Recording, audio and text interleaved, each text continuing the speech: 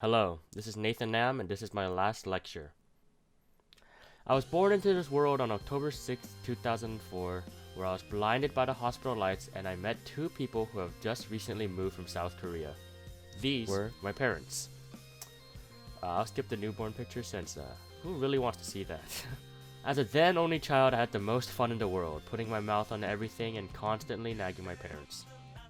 I slept all day and woke up to find that food was already prepared for me. That was the life. All until that fateful day in 2006, the day my baby brother Aaron was born. I stared at the strange specimen for a while and decided that it's my duty to share some of my toys with him. As the days passed, we got closer and closer and realized that he's not that bad of a guy. We did the usual schedule together: sleep, eat, annoy our parents. Just as I was getting used to having a brother, my parents brought home another baby. My baby sister, Mylene, changed a lot of things around in my life. She was the reason why my parents finally decided to move from LA to a small city named Cypress. Apparently, it's unsafe for 3 children to live in an area where car crashes and robberies happen almost every day. My siblings, even if I feel resentment to them sometimes, I would never give them up. They are both so funny, and I truly do love them. Aaron, even though he's really weird, he tries his best to do what he can for everyone and gives help to anyone that needs it. Even after our small fights, we cheer each other up and make each other laugh. Mylene is someone I can never truly get mad at. As she is growing older and older, I still see her as a cute baby. I feel that she has so much personality that it's easy to talk to her and banter all the way, even in the car.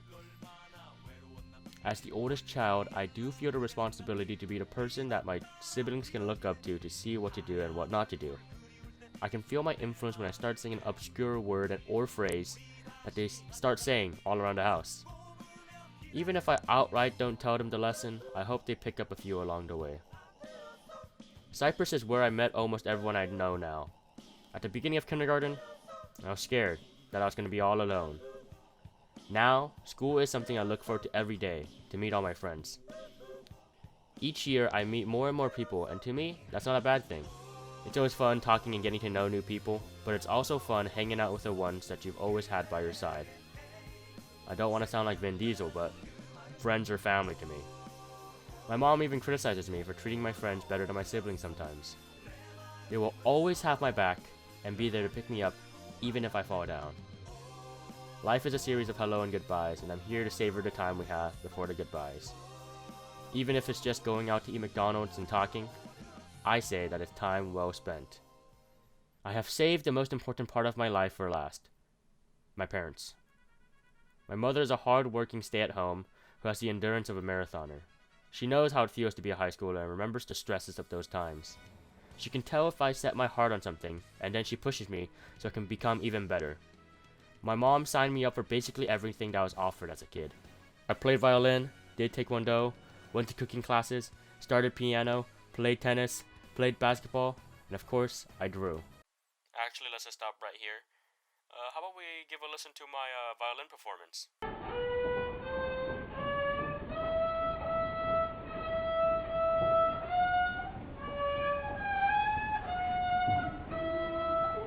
Alright, now the footage of me playing the clarinet. No, not that, not that. Man, I'm a musical master. Why'd I quit again? I always complained while going or coming back out of practices, but my mom somehow got through and had the stamina to bring me back the next week. She always told me that if I hate doing something, I should try my best because it's going to be better than doing something I hate and I'm purposely bad at. My father is a chef and owner of 3 restaurants in Koreatown. He is the hardest worker I know, but still has the time to laugh with his family. Even as he returns from his job past midnight, he still comes into my room and tells us good night. I strive to be like my father. I don't know if it's because I look eerily similar to him, but I've always seen him as what I want to become and how I want to be seen as a person. He's always been extremely empathetic, witty, surprisingly hip with the times, and caring for his children. Unlike the Asian stereotype, my parents have never wanted me to be a doctor or a lawyer. They've never tried to force a career idea onto me. The only input I got was from my dad telling me to never become a cook. My parents have always supported the idea of me becoming an artist or a filmmaker. They would hang my drawings on the wall and support any weird gadget or gizmo I made out of toys and stuff around the house. Sometimes I just made them out of trash. I am extremely lucky to have such empathetic, fun, caring, and supporting parents. In the future, I want to prove to them that all their efforts didn't go to waste. I want them to see a little part of themselves in me. I want them to look at me and think, I guess we were good parents after all, because to me, they most definitely are. The lesson I want to teach you is to do everything that you have with maximum effort. Well, that's actually my mom's advice, but it's so good I want to share it with you. If you have a dream, go for it. With enough resolve, anything can be done. But effort isn't only for dreams. It can be schoolwork, or just maybe your job. Still do it with the most effort you can. Effort shows you and other people what you are and what you can do. Also remember to keep your family close, since if everything falls off, family never will. Peace out.